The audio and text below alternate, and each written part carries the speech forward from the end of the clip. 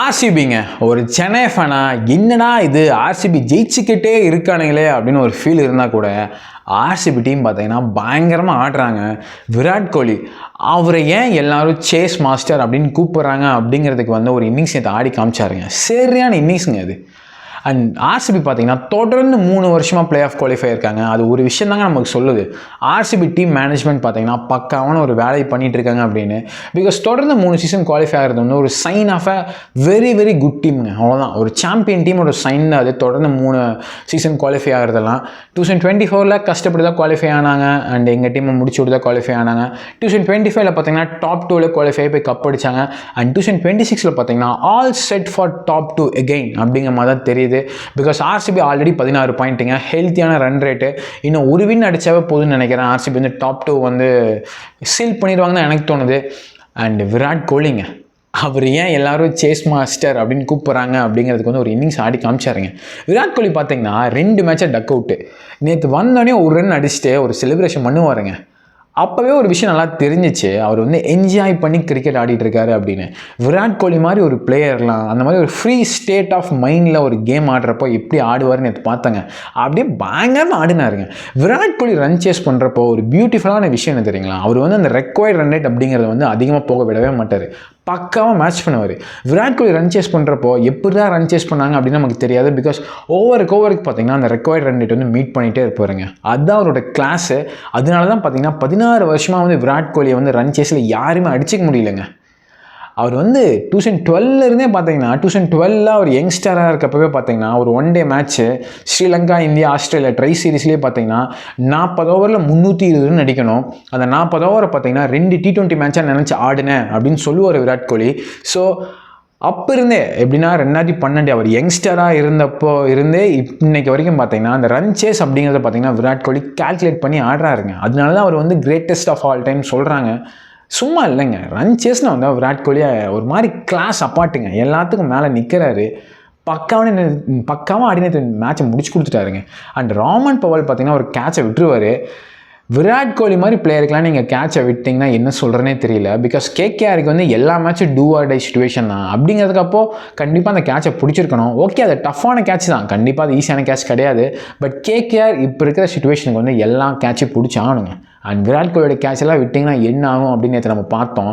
விராட் கோலி எப்படி தெரியுங்களா, மற்ற பிளேயர் மாதிரி கிடையாது. மற்ற பிளேயர்லாம் ஒரு கேட்ச் கொடுக்குறாங்க, பிளேயர்ஸ் விட்டுட்டாங்க அப்படின்னா இன்னொரு 10 பால் அவுட் ஆயிடுவாங்க, இல்லைனா இன்னொரு சான்ஸ் கொடுப்பாங்க. ஆனால் விராட் கோலி எப்படின்னா ஒரு சான்ஸ் கொடுத்தாருன்னா நம்ம கேட்சை பிடிச்சிக்கணும். அப்படி நம்ம கேட்சை விட்டுட்டோம் அப்படின்னா அதுக்கப்புறம் ஒரு மாதிரி ஆடி முடிச்சிருவாருங்க மேட்சை. நேற்று அதை தான் பண்ணார். பார்க்கறதுக்கே செம்மையாக இருந்துச்சுங்க. அண்ட் அன்குல் ராய் பாலெல்லாம் ஸ்ட்ரைட்டில் ஒரு 6 அடிப்பாருங்க.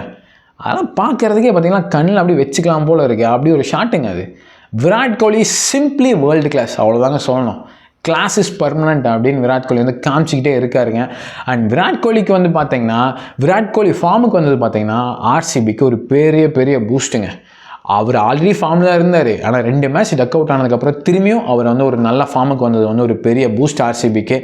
ஏன்னா பெத்தல் அந்த பக்கம் ஆடுறதே கிடையாது. நான் என்ன நினச்சேன்னா பெத்தல் நேற்று நாள் ஆடுவார்னு எதிர்பார்த்தேன். எனக்கு தெரிஞ்சினா இப்போது விராட் கோலி இன்றைக்கி ஆடிட்டார். அடுத்த மேட்ச் ஃபில் சால்ட் வரல, பெத்தல் தான் ஆட போகிறார் அப்படின்னா கண்டிப்பாக பெத்தல் ஆடணும். பிகாஸ் விராட் கோலி நீங்கள் நம்பிட்டு இருக்க முடியாது.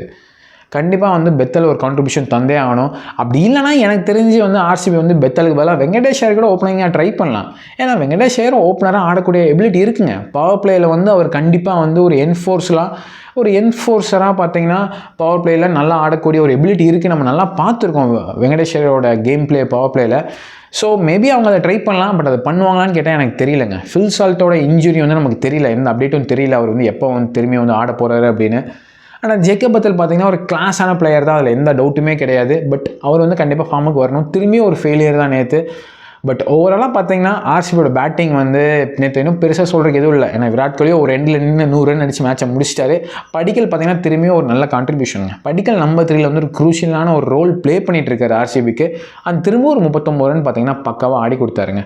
ஸோ அதுக்கப்புறம் சொல்கிறதுக்கு எதுவும் கிடையாது. ஆர்சிபி பேட்டிங்கில் விராட் கோலி நின்று மேட்சை முடிச்சங்காட்டி அதுக்கப்புறம் ஆர்சிபி பவுலிங் பார்த்தீங்கன்னா திரும்பவும் புவனேஸ்வர் குமார் அவரோட கிளாஸை காமிச்சிருக்காருங்க. ஃபின் அலனோட விக்கெட்டை பயங்கரமாக எடுத்து கொடுத்தாரு. ஏன்னா ஃபின் அலன் பார்த்தீங்கன்னா பயங்கரமாக பயங்கரமாக வந்து செகண்ட் ஓவரில் ஜேக்கப் டஃபி அட்டாக் பண்ணியிருந்தார். ஃபின்னாலன் வந்து ஒரு மாதிரி செட் ஆகிற மாதிரி இந்த ஒரு சுச்சுவேஷனில் புவனேஸ்வர் பார்த்தீங்கன்னா பக்காவான ஒரு பாலுங்க, சரியான பால். பிகாஸ் ஃபின்னாலன் எடுத்தங்காட்டி தான் நேற்று வந்து அவங்க வந்து 200க்குள்ளே வந்து கேகேஆர் நிறுத்த முடிஞ்சிச்சு. ஃபின்னாலன்லாம் ஆடி இருந்தாருன்னா நேற்று அவர் இருந்த டச்சுக்கு 230 கூட கேகேஆர் அடிச்சுக்க சான்ஸ் இருக்குது. ஸோ புவனேஸ்வர் மாதிரி ஒரு பக்காவான ஒரு ப்ரீமியம் பவுலர் வச்சுருக்காங்க ஆர்சிபி. ஸோ ஆர்சிபி பவுலிங்குமே பார்த்தீங்கன்னா பக்காவாக இருக்குங்க. நேற்று ஜேக்கப் டஃபி உள்ளே வந்து கொஞ்சம் ரன் லீக் பண்ணார். கண்டிப்பாக மேபி அடுத்த மேட்ச் வந்து அவர் ட்ராப் பண்ணாலும் பண்ணுறதுக்கு சான்ஸ் இருக்குது. பட் புவனேஸ்வர் பார்த்தீங்கன்னா மேட்சுக்கு மேட்ச் டெலிவரி பண்ணுறாருங்க. பவர் பிளேயில் மட்டும் கிடையாது, டெத் ஓவர்ஸுமே அந்த நேற்று பார்த்தீங்கன்னா பக்காவாக யாக்கரை எக்ஸிக்யூட் பண்ணார். ஒரே பால் தான் மிஸ் பண்ணார் ரிங்கு சிங்க்கு. பட் அப்பார்ட் ஃப்ரம் தட் பார்த்தீங்கன்னா சரியான டெத் ஓவர் பவுலிங் புவனேஸ்வர் இருந்து. அண்ட் இதுதாங்க தேவை, இதுதான் தேவை. பிகாஸ் நேற்று ஈஸியாக மற்ற டீமாக இருந்தாவோ இல்லை மேபி வேறு ஏதாவது பவுலர் இருந்தால் கூட வந்து ஒரு 10 ரன் 20 ரன் எக்ஸ்ட்ரா லீக் ஆகிருக்க வாய்ப்பு இருக்குது. நீங்கள் 10 ரன் 15 ரன் லீக் ஆகிருந்தால் கூட நேற்று வந்து கேகேஆருக்கு ஒரு சான்ஸ் இருந்திருக்கும். பட் பக்காவான பவுலிங்கை புவனேஸ்வர் திரும்பியும். அண்ட் ஓவராலாக பார்த்தீங்கன்னா ஆர்சிபி பவுலிங் ரொம்ப டீசெண்டாக தான் இருந்துச்சு. ஜேக்கப் டஃபி மட்டும்தான் கொஞ்சம் ரன் லீக் பண்ணார். அப்பார்ட் ஃப்ரம் தட் பார்த்தீங்கன்னா ஆர்சிபி திரும்பவும் ஒரு நல்ல டீமாக பக்காவாக செட் ஆகிட்டாங்க. அது உண்மையாகவே ஒரு டேஞ்சரான சைன் தான் எல்லா டீமுக்குமே. அண்ட் கேகேஆரை பற்றி பேசணுன்னா ஆல்ரெடி வந்து ஒரு பார் ஸ்டார்ட்டுங்க, ரொம்ப ஒஸ்ட்டான ஒரு ஸ்டார்ட் அவங்க சீசனுக்கு. அதுக்கப்புறம் 4 மேட்ச் தொடர்ந்து ஜெயிச்சுட்டு வந்தாங்க. அண்ட் நேற்று பார்த்தீங்கன்னா நல்லா பேட்டிங் ஆடினாங்க. என்னோட ஒப்பீனியனில் வந்து 192 அந்த சர்ஃபேஸில் பார்த்தீங்கன்னா ஒரு நல்ல ஸ்கோரு. கண்டிப்பாக வந்து அந்த ஸ்கோருக்கு வந்து பயங்கரமாக டஃப் கொடுத்துருக்கணும். லாஸ்ட் ஓவர் வரைக்கும் மேட்ச் போன மாதிரி இருக்கலாம். பட் ஆர்சிபி ஃபுல் கண்ட்ரோலாக இருந்தாங்க. விராட் கோலி இருந்த வரைக்கும் நம்ம வந்து எந்த ஒரு ஸ்டேஜ்லையுமே நமக்கு தோணலை அது வந்து கேகேஆர் ஜெயிப்பாங்க அப்படின்னு. கேகேஆர் ரொம்ப ஈஸியாக தோற்ற மாதிரி தான் எனக்கு இருந்துச்சு. பிகாஸ் 192 ரன்னுக்கு ஒரு ஃபைட் கூட பண்ணாமல் கேகேஆர் தோற்ற மாதிரி தாங்க எனக்கு இருந்துச்சு. அது காரணம் என்ன தெரியுங்களா, அவங்கக்கிட்ட புவனேஸ்வர் மாதிரி ஒரு பவுலர் இல்லை போடுறதுக்கு பவர் பிளேயில். வைபவ் ஒரேரா வந்து பயங்கரமாக ரன் லீக் பண்ணி விட்டார். சீரியஸாகவே வந்து அது என்ன சொல்கிறதுன்னு தெரியல. ஃபீல்டிங்குமே ரொம்ப ஆவரேஜாக இருந்துச்சுங்க. படிக்கலோட கேட்சில் லட்டு கேட்சை வந்து வைபவ் ஒரேரா விட்டுறாரு.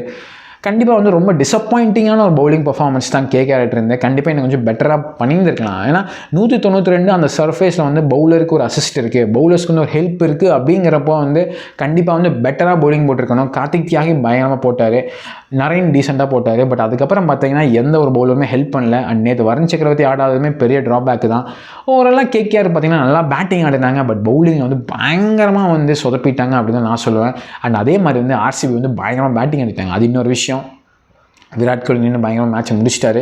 பட் கேகேஆர் பார்த்தீங்கன்னா சீசன் ஆல்மோஸ்ட் ஓவர் தாங்க. ஏன்னா வந்து இதுக்கப்புறம் அவங்க 15 பாயிண்ட் தான் எடுக்க முடியும். 3மே வந்து ஹோம் மேட்ச் ஈடன் கார்டனாக இருந்தால் கூட 15 பாயிண்ட் எடுத்தால் சான்ஸ் கம்மி தாங்க எனக்கு தோணுது. பிகாஸ் 15 பாயிண்ட் அப்படிங்கிறது வெரி வெரி ஸ்லிம் சான்ஸுங்க. ஏன்னா எனக்கு தெரிஞ்சு ஒரு 4-5 டீம் வந்து 16 எடுக்கிறதுக்கு வந்து ரெடியாக இருக்கிறப்ப வந்து 15 பாயிண்ட்டுக்கெலாம் வாய்ப்பு இருக்குமான்னு கேட்டால் இந்த சீசனில் வாய்ப்பு இல்லைன்னு தான் தோணுது. பட் எனிவேங்க கேகேஆர் வந்து ஒரு ஸ்டேஜில் நம்ம பார்த்தப்போ வந்து லாஸ்ட் பொசிஷன் தான் கேகேஆர் நினச்சிட்டு இருக்கப்போ பார்த்தீங்கன்னா இவ்வளோ டஃப் கொடுத்தது வந்து கேகேஆர் வந்து ஒரு கண்டிப்பாக அவங்க கொஞ்சம் ஹாப்பியாக தான் இருப்பாங்க. பட் ஸ்டில் நேற்று மேட்ச் வந்து நல்லா பவுலிங் போட்டு தான் ஜெயிச்சிருக்கலாமோன்னு தோணுது. ஓவராலாக பார்த்தீங்கன்னா ஆர்சிபி ஆல்மோஸ்ட் வந்து டாப் டு சீல்டு அப்படிங்கிற மாதிரி தான் தெரியுது எனக்கு. ஏன்னா கண்டிப்பாக அடுத்த 2 மேட்ச்சில் ஒரு மேட்ச் ஜெயிச்சிருவாங்க. ஸோ திரும்பவும் ஆர்சிபி அந்த ட்ராஃபி இஸ் ஆன் த வேவா. எனக்கு அது சொல்கிற கடுப்பாக தான் இருக்கும் சென்னை ஃபேனாக. பட் கண்டிப்பாக வந்து டாப் 2ல் ஃபினிஷ் பண்ணிட்டாங்க. நீங்கள் ஃபைனல் போகிறதுக்கான சான்ஸ் ஆல்மோஸ்ட் 70% இருக்குது.